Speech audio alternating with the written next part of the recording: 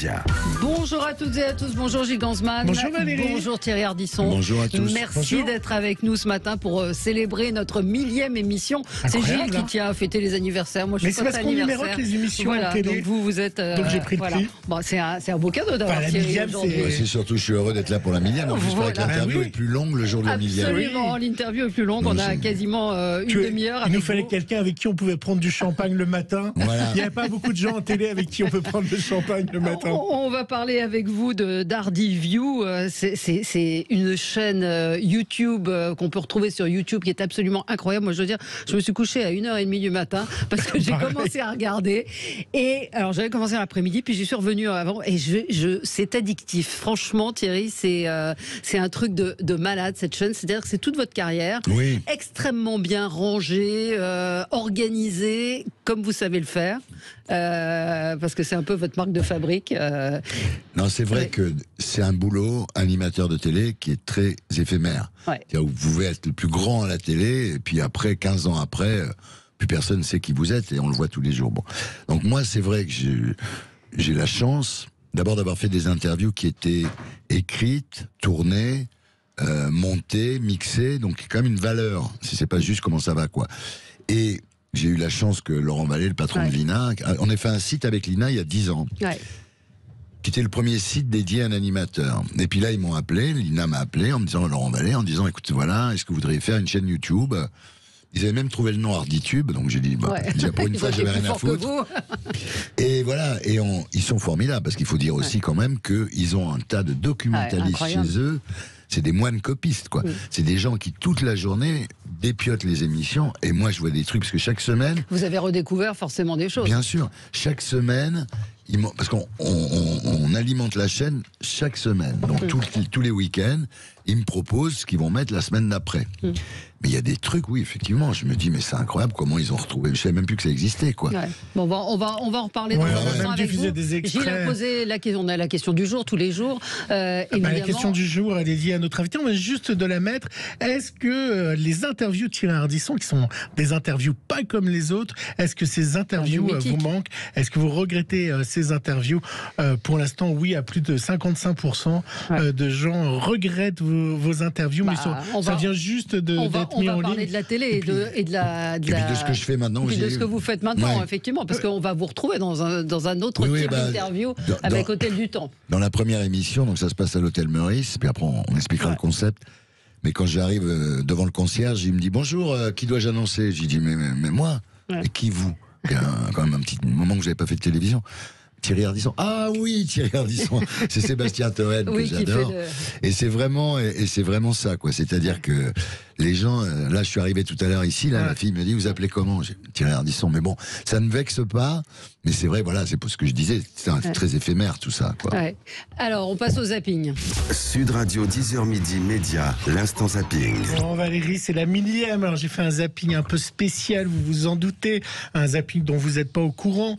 C'est la millième et tout a commencé en 2017. On n'avait pas de masque. C'est dingue, on respirait à plein poumon, pas de crise, pas de gilet jaune. Emmanuel Macron venait juste d'être élu. On avait les espoirs, un président jeune, enfin, à notre destin.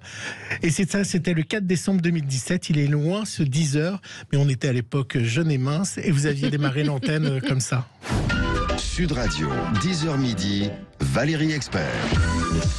Bonjour à toutes et à tous. Bienvenue donc dans ce nouveau rendez-vous sur Sud Radio où l'on va chaque jour vous parler médias avec nos spécialistes, avec ceux qui font la télévision, vos stars préférées, mais aussi ceux qui sont dans l'ombre, qu'ils soient réalisateurs, producteurs ou décideurs. Tout au long de la semaine, vous allez découvrir nos nouveaux rendez-vous, nos nouvelles rubriques.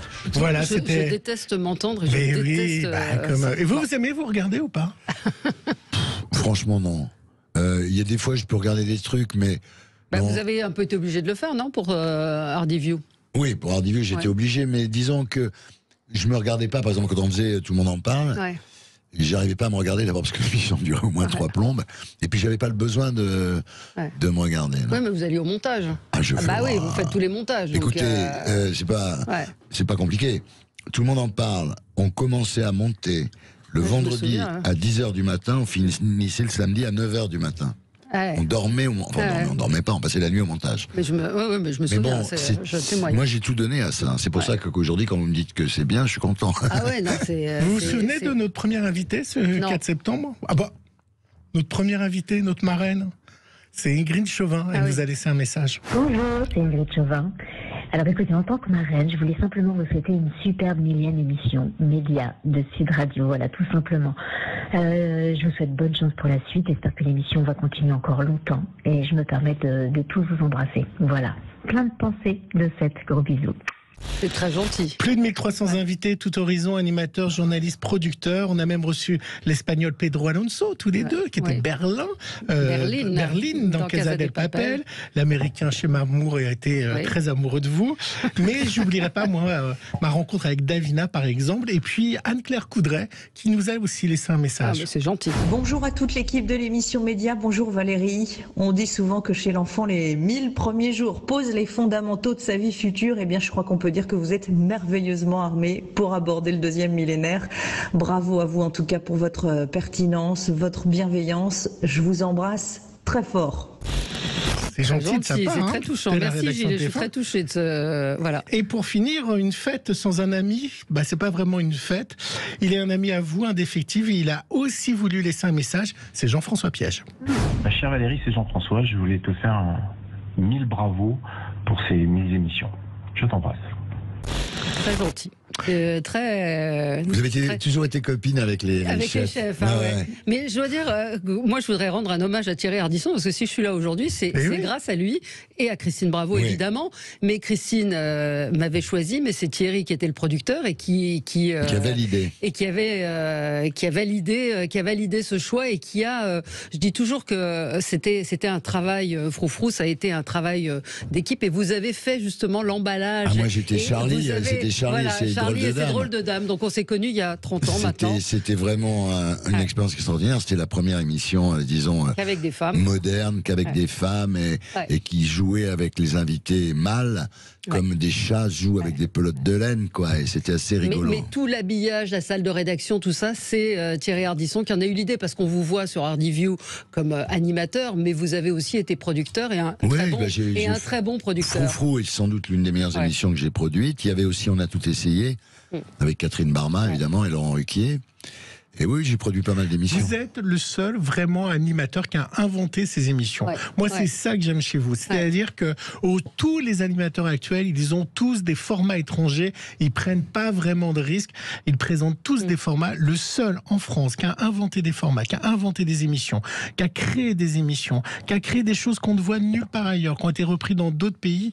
C'est le cas de Tout le monde en parle, qui a un énorme succès au Canada. Et moi, je trouve que vous avez fait, vous avez été remarquable. Vous êtes le seul producteur à créer des émissions. Ça me fait plaisir que vous disiez ça, parce qu'en fait, tous les autres, c'est des formats. Si demain je rencontrais des extraterrestres et qui me disent mais vous êtes qui, je dirais pas je suis animateur télé, je dis je suis un concepteur. Je suis un inventeur. Parce que d'abord j'ai commencé dans la pub, après j'ai fait de la presse, j'ai fait de la télé, après des séries, j'ai travaillé sur des séries. Moi, mon vrai boulot dans la vie, c'est d'être, depuis l'âge de 19 ans, je suis inventeur. Alors c'est vrai qu'à la télé, j'en ai fait beaucoup, j'ai fait 35 ans de talk show. Parce que c'est le seul endroit où on m'a donné de l'argent pour faire tout ce que je voulais, quoi. C'est-à-dire, dès que j'avais une idée, les gens disaient oui. Non, mais c'est quand même incroyable. Mais c'était une autre époque. Et franchement, quand on regarde, je suis très très sincère dans ce que je dis, quand on regarde, quand on se plonge dans ces archives, on est fasciné par la liberté de ton, par l'esthétique de l'image, par vos génériques, par vos interviews. Il y avait de la création, il y avait de l'imagination, il y avait de la liberté, il y avait de l'audace. Tout ce qu'on n'a plus aujourd'hui. Oui, je vais vous dire, je suis pas un enfant de la télé, je suis un enfant de l'ORTF. Et moi, quand j'étais en province, j'avais 16 ans, mes parents n'avaient pas de blé, j'étais un craignos, et la seule chose qui m'a cultivé, c'est l'ORTF. Et d'ailleurs, avec Philippe Tullier, on a fait une émission qui s'appelait Ils ont inventé la télévision. Formidable. Sur France 3. Sur France 3, où on a voulu, en 2 numéros, où on a voulu montrer avec Philippe ce qu'était l'ORTF. Parce que l'ORTF, c'est autre chose, quoi. C'était d'une grande qualité. Et c'est vrai que, voilà, je suis pas spécialement étatiste, Mais il faut reconnaître quand même que quand le service public n'avait pas à respecter un budget ou n'avait pas à faire de l'audience, c'est là où se sont créées les meilleures choses, quoi. Ouais. Et puis Valérie, je vais finir mon millième zapping, parce que c'est aussi mon millième zapping. Absolument. Comment je le finis, mon zapping, en règle générale? En chanson. En chanson. Bah, alors, d'après vous, j'ai mis quoi en chanson? Je sais pas. C'est qui votre chanteur préféré? Julien Clerc. Oui, moi j'aime beaucoup Julien Clerc. Ouais. Et puis vous aimez bien. J'y pensais ce matin. Quand elles ont reçu Julien Clerc. Alors j'ai tapé archive avec Julien Clerc. Bon, j'ai pas trouvé d'extrait de Froufrou. Par contre, si, il y en avait un. J'ai pas un super Froufrou. Christine s'était gardé Julien Clerc pour elle. Elle était en princesse au bois dormant qui dormait. Moi j'ai trouvé la réveiller. Une archive avec Benabar. Ah bon? Ça vous parle, Benabar, Julien Clerc? Non. Vous avez fait baisser les dons du SIDAction. Ah oui, quelle horreur. Voici dans ses œuvres Valérie Expert qui va vous chanter une chanson de Julien Clerc. Ça c'est salaud. Tu le sais bien, le temps passe, ce n'est rien. Arrêtez ce massacre. Arrêtez ce massacre. Vous pouvez aller sur YouTube. Voilà, Non, on avait fait un truc beaucoup plus fort et qui n'est jamais ressorti. C'était Pierre Arditi et André Dusselier dans un super froufou. On avait refait une chaîne. Il n'y a pas beaucoup d'extraits. Non, mais je vais m'en occuper. Tout ce que je suis en train de, ce à quoi je suis en train de penser là présentement. Parce que j'ai vraiment cherché. C'est que je vais parler avec Lina et pour essayer d'avoir, de mettre en exergue les grands moments de froufrou. Et Dieu sait s'il y en a eu. Il y en a eu. C'était Christian Clavier qui se faisait lécher les pieds par une chèvre. Non, c'était Richard Berry. Et il avait détesté, mais ça a été un des invités. C'est le truc du film de Fernandez. Oui, bien sûr. Mais oui, parce qu'il était dans Notre-Dame de Paris, donc il y avait l'épreuve à la fin. À chaque fois, il y avait une épreuve. Et donc, il se faisait lécher les pieds par une chèvre. On a fait les. Ça a été dingue. Quand je pense à toute cette époque, on s'est amusé. On a fait tout ce qui nous passait par la tête. C'est ce que je dis toujours, c'est que à l'époque, on se posait même pas la question. On n'en parlait même pas à la chaîne. On faisait ce qu'on voulait. Absolument. Allez, on marque une petite pause et on revient dans un instant avec Thierry Ardisson. Et après, légende de la télévision. Ça commence mal quand on vous dit légende de la télévision. Ça sent le sapin. Ça sent le sapin. Mais c'est ce que disent nos auditeurs ce matin. C'est exactement ça. Non, que c'est une légende et un grand monsieur de la télévision. Voilà, à tout de suite.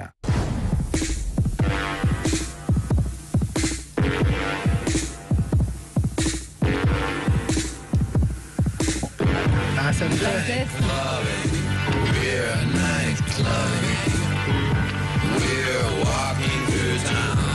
Ça vous émeut d'entendre ça? C'est-à-dire, moi j'ai toujours mis ma vie dans mes émissions, donc ça correspond vraiment à une époque où on allait, je sais pas, au bain-douche, on allait au Palace, et puis voilà, enfin je veux dire, ça me rappelle vraiment l'époque, parce que c'est pas juste une illustration sonore, c'était vraiment night clubbing, c'était vraiment, moi j'avais, comme tout le monde, j'étais sorti dans les boîtes à l'adolescence, puis après il y a eu une période où il y avait plus de boîtes, et les gens écoutaient la musique planante chez eux en fumant des pétards, il y a plus de boîtes.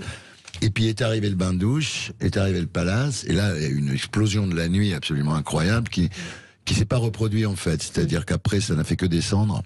Et maintenant, il n'y a plus de boîtes vraiment mythiques. Alors, je ne veux pas dire que les gens s'amusent pas, évidemment. Non, mais c'est plus du tout la même chose. C'est pas pareil. À l'époque, vous alliez au bain, au Palace, et il y a eu un peu le Matisse après. Vous étiez sûr de trouver des potes, quoi. C'était même pas la peine de dire on se voit ce soir. On allait là, ils étaient là, quoi. Mais parce qu'aujourd'hui, les gens de la nuit ou les homos et tout ça, ils sont devenus plus des militants que des gens qui se marrent. Ils sont devenus tristes. Ouais, bien sûr. Ils sont des gens tristes, alors qu'avant, c'était des gens qui déliraient. Ah, mais c'est sûr que l'homosexualité des gens gênés était quand même plus rock'n'roll que l'homosexualité Marc-Olivier Fogiel, c'est sûr. Et Blanc. Non, mais c'est pas méchant, mais c'est vrai. Je peux vous faire un petit quiz quand même. Votre première télé, c'était quand? Ma première télé. La première fois qu'on vous a vu, vous, à la télé. C'est que je faisais une série dans Rock & Folk qui s'appelait Descente de police. Où alors là, c'était assez surréaliste parce qu'on mettait dans Rock & Folk des gens comme Johnny, comme Eddie Mitchell, mais aussi des gens comme le général Bijard ou Dalida. Alors les mecs de Rock & Folk, on était l'antéchrist, mais c'était vachement bien. C'était la première interview formatée, c'est l'interview sous forme d'interrogatoire. Et un jour, on interviewe Noah, et qui nous dit qu'il fume du shit, et que Pecci prenait de la coke.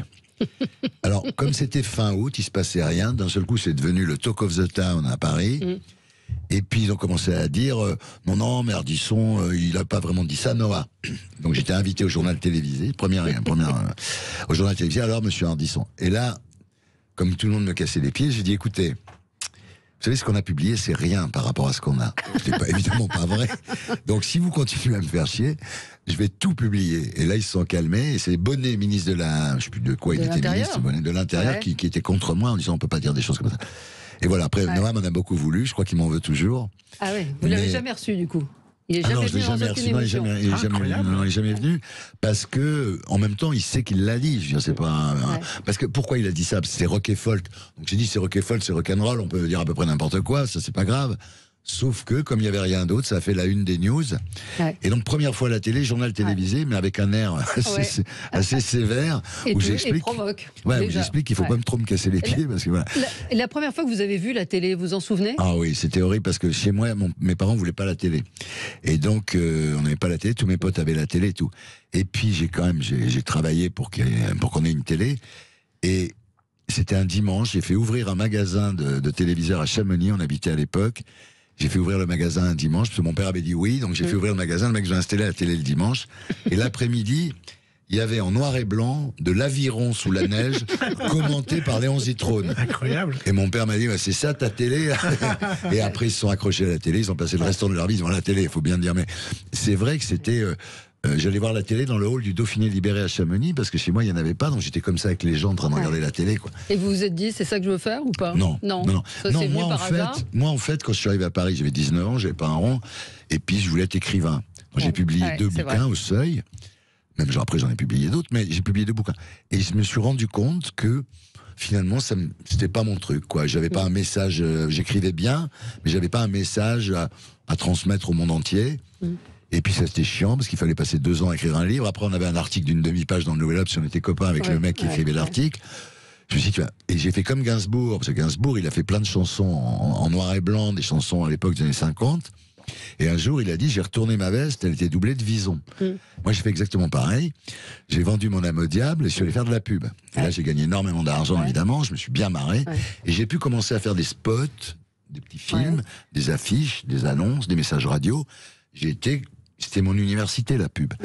Et donc, j'ai appris à faire tout ce que j'ai fait par la suite, évidemment. Et avec toujours cette idée qui est fondamentale dans la pub, c'est qu'il faut étonner les gens. Et quand vous parlez des concepts que j'ai pu inventer, etc., c'est que moi, j'ai considéré la télé, enfin, les patrons des chaînes comme des annonceurs qu'il fallait étonner. Donc, j'arrivais toujours avec des idées incroyables. Mais ça, c'est la pub.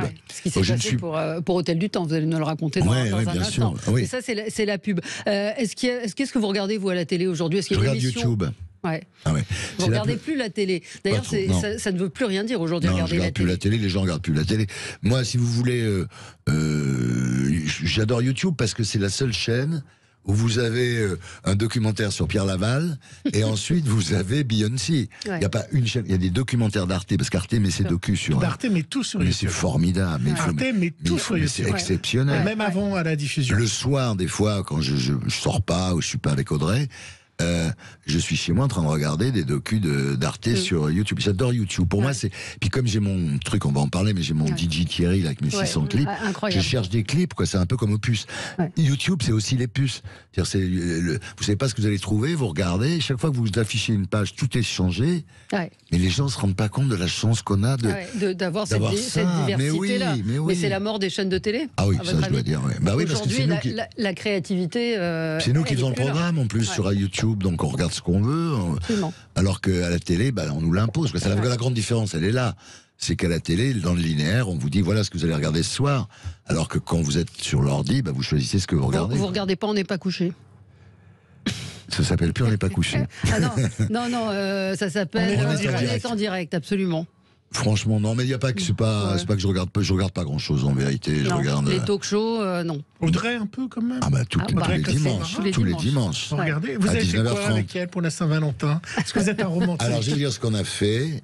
On est allé au bar du Meurice manger un croque-monsieur aux truffes avec une coupe de champagne. Voilà. Ah, c'est chic ça. Parce que je voulais pas le côté dîner organisé, parce que vous savez comment ils font dans les restaurants. Il y a un menu spécial, il y a des petites tables avec 2 petites lumières et tout. Mais moi, ça c'est tous les jours, c'est pas le jour de la Saint-Valentin. Donc on n'a pas eu envie de faire ça. Donc on a passé une très très bonne soirée, puis après on est rentré à la maison. Non, c'était très sympa. Alors, Valérie, vous savez que Thierry Ardisson est un peu l'inventeur du blind test. Alors j'ai réinventé l'invention de Thierry Ardisson. Je vais vous faire un blind test avec vos émissions et non pas avec des chansons et des musiques. D'accord. Si je vous passe ça... Ah regarde pas ma feuille, Thierry Ardisson. Qui est votre invité? it happens that I'm here, but I came here for the Fluxus show in 1900 2000 Gallery that's owned by Masterflies and organized by him. Si je vous dis, imagine votre invité, c'est Yoko Ono. Ah ouais. Vous avez reçu Yoko Ono. Ah oui, j'ai reçu tout le monde. Qui était pour une exposition. Tout le monde, franchement, c'est incroyable. Hein, je l'ai pas reconnu, mais Yoko Ono, c'est vrai que je lui ai dit quand même que parce que moi, nous, ma génération, on en veut beaucoup à Yoko Ono, évidemment, parce qu'on est persuadé qu'elle est la séparation des Beatles. Donc, quand je l'ai reçue, j'ai dit, c'est à cause de vous, quoi. Que c'était vraiment.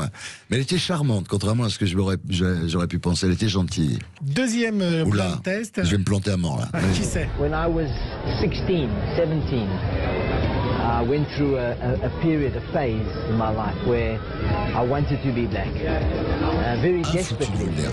Quand j'avais 16 ans, not for political reasons. Quand j'avais 16 ans, j'aurais aimé être noir. There were certain things which I found. Ça peut vous aider. C'est Johnny Clegg. Ah ouais, non, je vais pas retrouver. Non, mais vous êtes marrant, Gilles. Je suis très flatté, mais vous me prenez pour un surin. Vous me prenez pour un surin. Franchement, si vous ne trouvez pas le dernier, c'est une honte. Vous sortez de ce studio. Écoutez. I'm glad you asked me. I've got to take it off my back. I never thought of myself that way. Écoutez la chanson derrière. They'll get the most out of it if they listen to it in order. C'est Lou Reed. Non, mais attendez, c'est trop dur. Non, c'est trop dur. Non, mais en anglais, reconnaître des voix des Anglais. Mais c'est vrai que, je répète encore une fois que c'est totalement addictif. Et puis les invités, on se dit, mais putain, il a reçu Yoko Ono. Il a reçu, mais vous avez reçu la terre entière. Oui, mais à l'époque, vous le savez, à l'époque, les Américains venaient. Ouais. Moi, j'ai eu Jane Fonda qui est venue passer une plombe avec nous, quoi. C'est-à-dire qu'à l'époque, les Américains venaient. Maintenant, les Américains viennent plus. Alors ça, c'est le premier problème, c'est-à-dire qu'ils font des press junkets ou des trucs par vidéo, etc. Et puis, alors, faut dire aussi les choses, c'est vrai, bon, ça fait vieux con de dire ça, mais il y a quand même beaucoup moins de stars qu'avant, quoi. Je veux dire, aujourd'hui, moi, ce que j'ai dit, d'ailleurs, c'est pas un secret, quand j'ai arrêté de faire du talk show, donc, en 2019, j'ai dit, voilà, j'adore Amel Ben, j'adore M. Pokora, j'adore Slimane, j'adore Amir, mais j'ai pas envie de les interviewer, quoi. C'est tout, voilà. Ouais. Et puis, ils se laisseraient pas poser les questions que vous posez dans ces émissions aux Américains. Non seulement. Et puis les Américains non plus, d'ailleurs. Non seulement il n'y a plus de stars. Les stars qui restent, elles viennent pas à la télé. Parce que c'est pas très chic. Avant, c'était bien. Et avant, ils étaient tous au maquillage. Hein. Maintenant, ils veulent plus venir. Ils se font prier. Et une fois qu'ils sont là, ils disent rien. Ils ont peur des réseaux sociaux. Donc, si vous voulez, vous vous retrouvez en face de gens. Moi, je me souviens, il m'est arrivé une histoire comme ça. Dubosc. Dubosc arrive, l'attaché de presse me dit, bien sûr, Thierry, vous ne lui parlez pas de ces histoires avec les gilets jaunes. Hein. On est d'accord. Évidemment, Dubosc arrive. Je lui dis, c'est quoi cette histoire avec les gilets jaunes? La fille vient me voir à la fin de l'émission, elle me dit, vous avez bien compris que vous n'aurez plus jamais Franck Dubosc. Ce qui n'est pas un drame, hein, mais ce que je veux dire, c'est que voilà où on est, quoi. C'est-à-dire qu'aujourd'hui... Ou la main de Baffy sur... j'ai un trou sur la chanteuse. Sur... c'est pas très chic de dire ça comme ça. Excusez-moi. C'était Nolwenn Leroy. Ah ouais. Ça aussi, c'est il a remonté sa jupe de 3 cm pour rigoler. Ils se connaissent depuis 20 ans, Nolwenn et Baffy, ils sont très copains. Mais Roselyne Bachelot avait dit que c'était une agression sexuelle, quoi. Donc si aujourd'hui... j'avais un type qui avait porté un enfant, je vois. Et j'avais mis les deux comme ça, en face de moi, et j'avais mis en dessous, la maman est à gauche de l'écran. Putain, mais qu'est-ce que c'est? Pour moi, c'était drôle. Mais le mec, mais c'est fou. Non, mais c'est quand même dingue, quoi. Je veux dire, c'est-à-dire que on se prenait à la fin sur C8, là, parce que ça, c'est quand même l'esprit C8, les réseaux sociaux et tout ça. Mais un jour, j'invite Lagerfeld, ça, c'est quand même beaucoup plus grave. Et Karl, parce que moi je travaillais mes émissions, donc je savais qu'il faisait des dessins dans la presse en Allemagne. Il avait fait un dessin sur le million de migrants que Angela Merkel avait reçus, en disant que peut-être à l'intérieur de ce million de migrants, il y avait peut-être quand même quelques terroristes potentiels. C'est quand même, bon, c'est pensable, c'est possible. Bon. Donc je lui pose la question, il dit, bah oui, effectivement. Mais les gens m'ont dit, pourquoi tu l'as pas coupé au montage? Mais... donc, pourquoi tu ne l'as pas contredit? Je dis, je ne vais pas le contredire parce que je pense exactement comme ça, que sur 1 million de migrants syriens, il y a sans doute quelques potentiels terroristes, c'est logique. Et puis, pourquoi tu ne l'as pas coupé au montage? Donc, si vous voulez, c'était devenu insupportable. C'est-à-dire qu'on se prenait dès qu'on ouvrait notre gueule, on se prenait des trucs, et donc, sur un moment, bon, ça va. Donc, vous ne pouvez plus faire du hardisson? Plus du tout. D'où Hôtel du Temps? D'où Hôtel du Temps, voilà. Alors là, Hôtel du Temps, bon enchaînement pour nous. Oui, c'est ça, pas mal. Valérie. Non, mais c'est... Hôtel du Temps, d'ailleurs, je me suis fait virer par Bolloré, donc en 2019, il m'a viré en 15 jours. Pourquoi vous avez été viré? J'ai jamais su. Il me donnait 10 millions d'euros par an pour faire 2 émissions par semaine. Et puis un jour, il me dit... Vous avez râlé sur le budget. Un jour, il me dit, je t'en donne 5. Donc j'ai dit, tu me fous dehors. Voilà, c'est tout. Ça n'avait pas d'autre explication. C'est Hanouna qui a eu votre peau ou pas? Je pense qu'il est pas... Le jour où j'ai compris que ça allait mal pour moi, un jour, je croise Cyril Hanouna dans les couloirs. Il me dit, Thierry, j'ai vu Vincent, hein. On va te garder. Là, j'ai dit, Thierry, ça va mal pour toi. Parce que Hanouna qui me dit, on va te garder où on est, quoi. Bon, voilà. Donc, il m'a fini par me virer. Et en 15 jours, ce qui lui a coûté cher au tribunal. Et après, je suis allé voir Delphine Ernotte, que je connaissais pas. Et je lui ai dit, voilà, je viens pas pour la place de Ruquier. Parce que j'ai fait ça trop longtemps. Il n'y a plus personne à interviewer. Je lui ai dit, je voudrais interviewer les morts. Elle me dit, oui, quand même incroyable. Elle me dit, si vous voulez. Et je suis sorti de là, je vous jure, c'est vrai. Je savais pas si c'était techniquement possible, c'est-à-dire comment refaire la tête des légendes. Ouais. Je savais pas si c'était légal. J'ai fait faire des études juridiques après. Bon. Et troisièmement, je savais que j'allais pas les recevoir dans un cimetière. Donc j'ai inventé l'hôtel du temps, qui est un hôtel où vivent que des légendes disparues. Voilà, c'est-à-dire vous baladez dans les couloirs, vous tombez sur Mitterrand, Lady Di, Jean Gabin, Dalida, Coluche, voilà, etc. Et donc, à partir de là, il a fallu que je construise mon truc. Ça m'a pris 2 ans. J'ai fait d'abord un petit trailer d'une 15aine de minutes. Et puis, quand je l'ai montré à Delphine Ernotte et à Stéphane Sidbon-Gomez, elle s'est penchée vers lui comme ça. Elle a dit, ah ouais, mais c'est bien. Pourquoi on met pas ça en prime? Et là, j'ai compris que j'avais marqué des points. Voilà. Ouais. C'est pas tabou pour vous d'interviewer des morts? Ah, pas du tout. Mais je sais qu'il y a des gens que ça choque. Hein. Mais comment vous faites, effectivement, parce qu'on vous reproche de mettre peut-être des mots dans la bouche. Justement, tout ce que disent les gens, que ça soit... Donc j'ai tourné Jean Gabin et Dalida pour le moment. Tout ce que disent les gens est authentique. C'est-à-dire qu'il n'y a pas une phrase qu'ils n'ont pas prononcée. Donc, c'est une valeur documentaire. Et c'est pour ça que France Télévisions me soutient. Parce que il y a cette rigueur.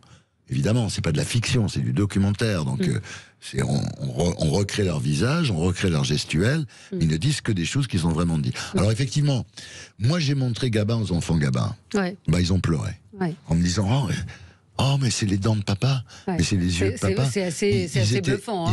Ils étaient émus. Et en plus, ça a permis, parce que c'est pas complètement inutile non plus, ça a permis de dire comment Jean Gabin était mort. C'est-à-dire que Jean Gabin a été tué par la FNSEA. C'est-à-dire que il y a aussi, pour les ayants droit, enfin les héritiers en général, c'est une façon aussi de rétablir des choses. Parce que des fois, il y a des choses qui sont passées sous silence et que moi, je révèle. Parce que Gabin, par exemple, les gens savent un peu, mais Gabin, en 40, il y a 3 acteurs français qui sont partis et qui ont refusé de collaborer avec les nazis, avec la Continentale, qui était la boîte de prod des nazis. Il y en a 3.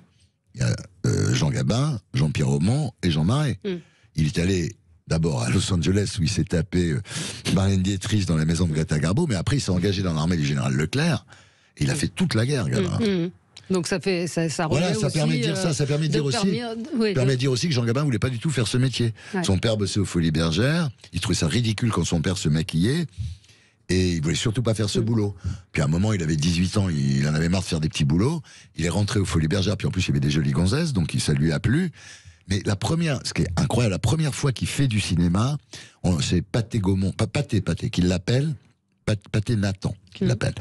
Et il y va, et il fait un essai, puis il sort de là en disant j'étais nul, je sais même pas où me mettre par rapport à la caméra, je parle pas bien, etc.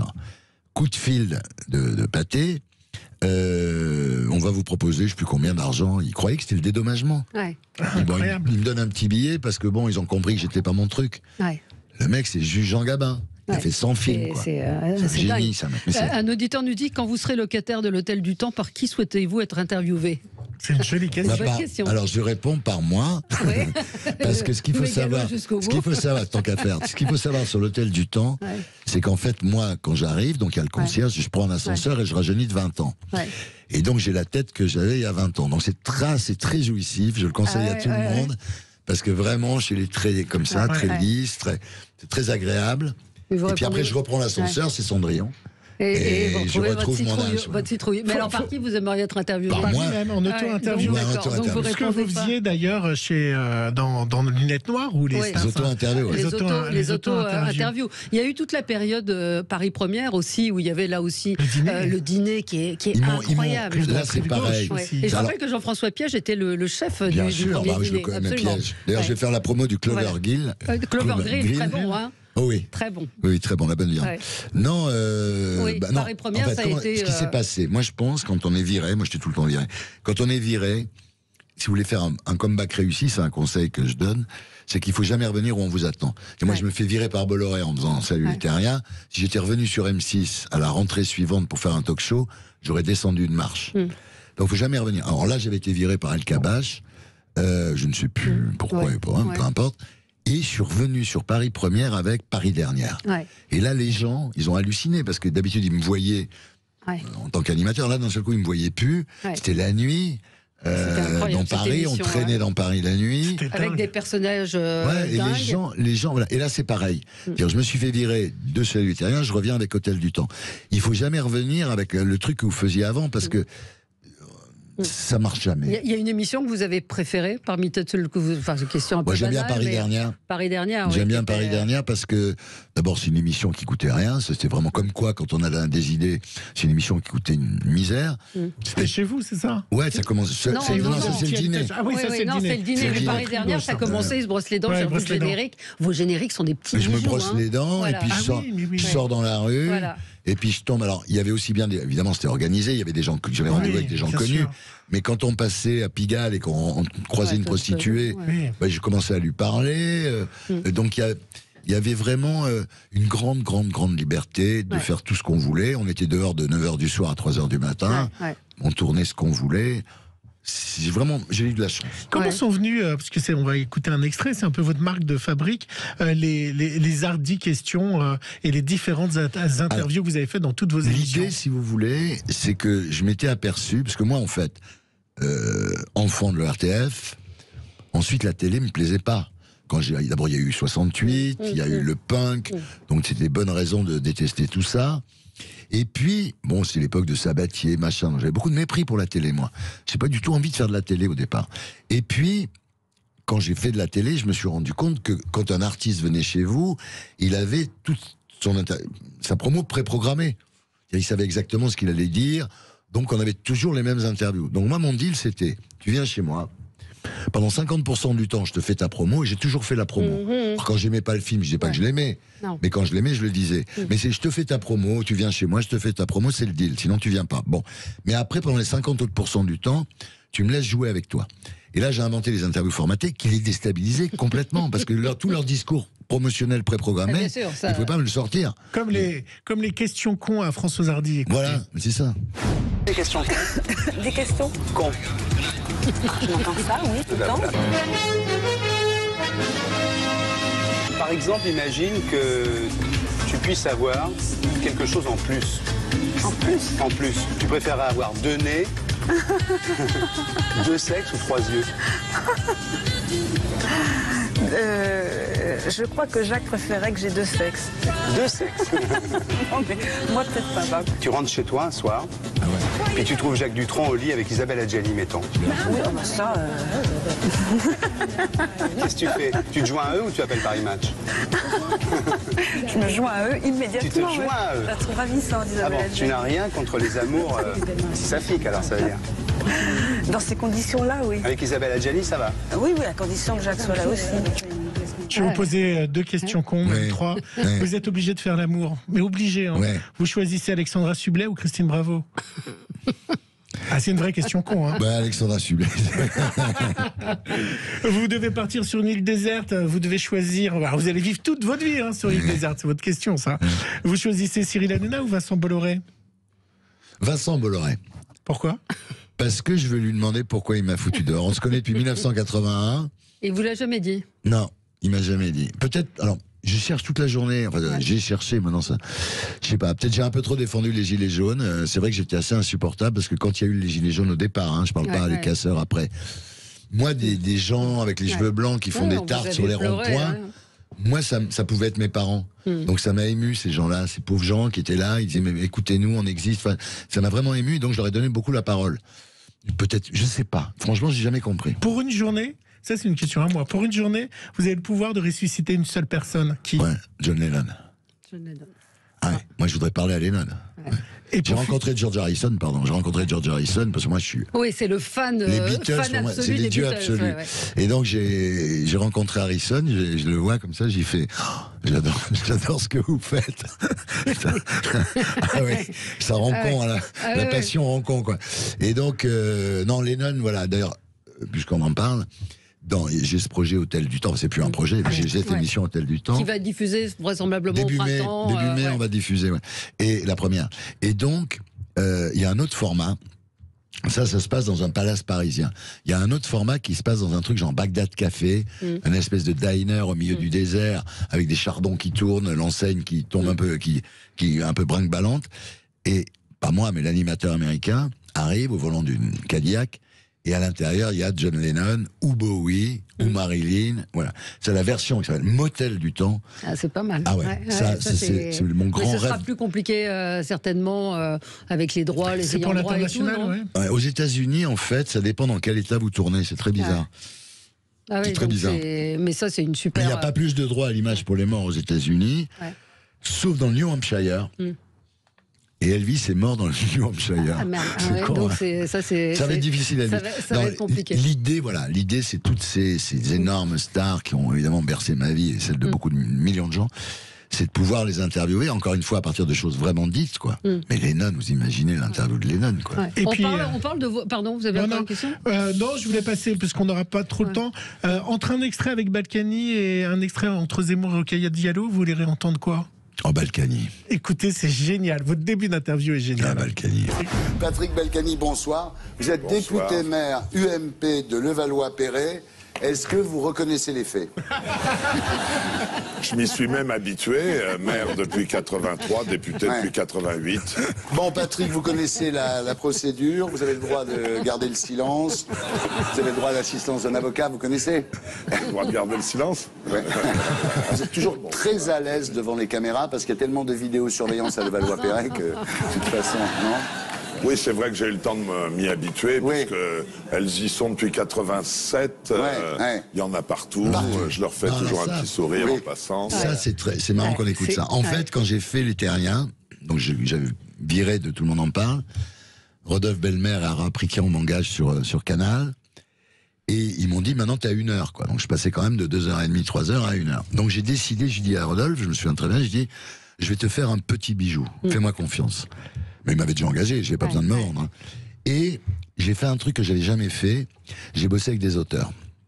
C'est-à-dire que moi, jusque-là, toutes mes interviews étaient faites par moi.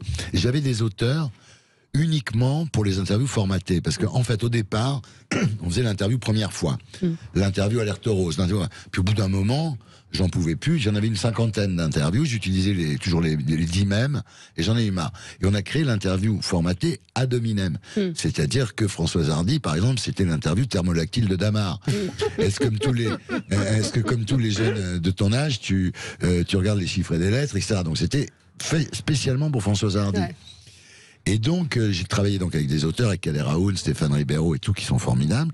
Et à ce moment-là, quand je suis arrivé sur Canal, j'ai dit, maintenant, voilà. Maintenant, je vais faire comme les Américains. David Letterman, il avait 10 auteurs qui bossaient pour lui toute la journée. Donc, j'ai pris vraiment des auteurs. Donc, ce que vous avez entendu là de Balkany, c'est peut-être du Hardisson pour 30%.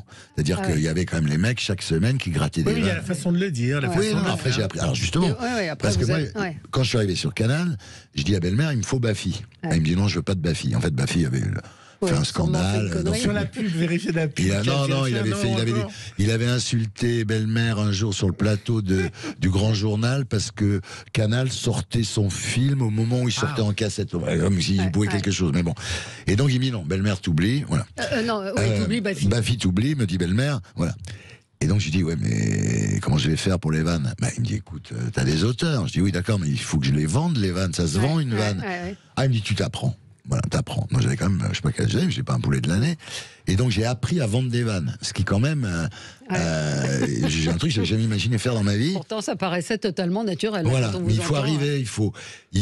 Kader m'a beaucoup aidé, quoi. Ouais. Puis il s'est occupé de Jamel Debbouze, donc il connaît quand même un peu la musique, quoi. Donc ça vous a aidé. Les 600 clips.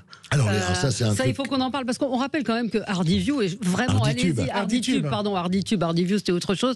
377 000 abonnés, 56 millions de vues sur YouTube. J'espère que vous touchez au moins 1 euro par vue. Non, je touche rien, mais c'est pas grave. Près de 100 millions de vues sur Facebook, c'est un succès phénoménal. Et il y a ces clips, vos 600 clips préférés. Voilà, ça s'y tient beaucoup. Moi, j'ai commencé dans la vie, mon premier métier à l'âge de 16 ans, j'étais disquaire, comme on disait à l'époque, au Whisky à Gogo et Jean Lépin. C'était le grand événement de ma vie, parce que je suis parti de chez mes parents, j'ai découvert la nuit, j'ai découvert ce qui se passait tard dans les bistrots à Cannes, etc. Et aux Zanzibar, d'ailleurs, en particulier. Et donc, quoi que j'ai fait après, j'ai fait disquaire, quoi. J'étais dans mes émissions, je mettais des disques et tout. Et là, il y a mes 600 clips préférés, mais qui sont là d'abord pour les chansons, mais aussi pour la qualité visuelle. Absolument. C'est-à-dire que c'est des clips qui sont beaux. J'ai vu Chamfort, par exemple. Non, mais c'est très beau parce que pour rentrer dans ma liste, il faut que la chanson me plaise, mais il faut aussi que le clip soit élégant, quoi. Et là, j'en ai déjà plus de 600. Moi, je me suis passionné comme vous, Valérie, à regarder. Bon, moi, je suis fan de Bowie, donc j'ai été voir très vite. On peut aller voir ce qu'on aime. C'est super bien fait. C'est Bowie, quand je l'ai interviewé, il m'a dit. J'ai dit, qu'est-ce que vous auriez fait si vous n'aviez pas été David Bowie? Il m'a regardé d'un air très méprisant, il m'a dit, animateur de télévision. et il faut dire que la chaîne est alimentée. Toutes les semaines. Voilà, Thierry Mugler, par exemple, vous avez publié... alors il y a un truc, qui s'appelle Breaking News. Voilà. C'est-à-dire que, par exemple, il y a quelqu'un qui meurt, c'est un peu morbide, il y a quelqu'un qui meurt et le mec avec qui je travaille à l'INA, Sébastien Troquier, il m'envoie un texto, à peine le mec est mort, il me dit, on l'a, c'est en ligne. Donc c'est on a mis Mugler récemment, effectivement, puis ça permet de voir comment était Thierry Mugler à l'époque et comment, quand il est devenu Manfred, comment il a changé, quoi. C'est incroyable. Bon, voilà, on vous aurait bien gardé plus longtemps. On a fait une belle millième. Cinéma, c'est fini? Alors, j'avoue que le cinéma, j'ai pas aimé le milieu du cinéma. On peut penser que c'est réciproque. Moi, je suis un concepteur, donc j'arrive pour faire un film, j'arrive avec une idée, avec un concept. Et eux, en fait, pas du tout. C'est le réalisateur qui... en France, c'est le réalisateur qui commande, c'est pas le producteur.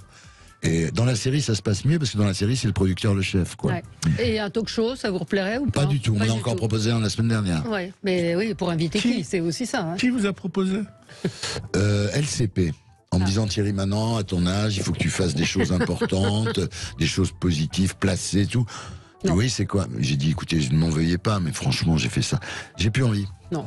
Valérie, cette millième, elle n'aurait pas pu avoir lieu sans vous, sans Juliette Rioufol qui nous a aidés, sans Rémi Pernolet qui a démarré cette émission. Je voulais, avec vous, les saluer, remercier Micha, Patrick, Bruno, évidemment, et nos réalisateurs. Jamel Abdellah qui a fait la plus grosse saison, Pierre-Yves Falson qui a enchaîné, Louis Chaban avec qui on a été à Monaco, Romain Frappro, il y a également Lucie Montier, Benoît Goutorbe qui est notre réalisateur attitré désormais depuis un an, Quentin Gabanis et Maxime qui remplacent, et puis un petit coucou à Vincent Darcy pour la technique qui nous quitte pour d'autres aventures télévisuelles.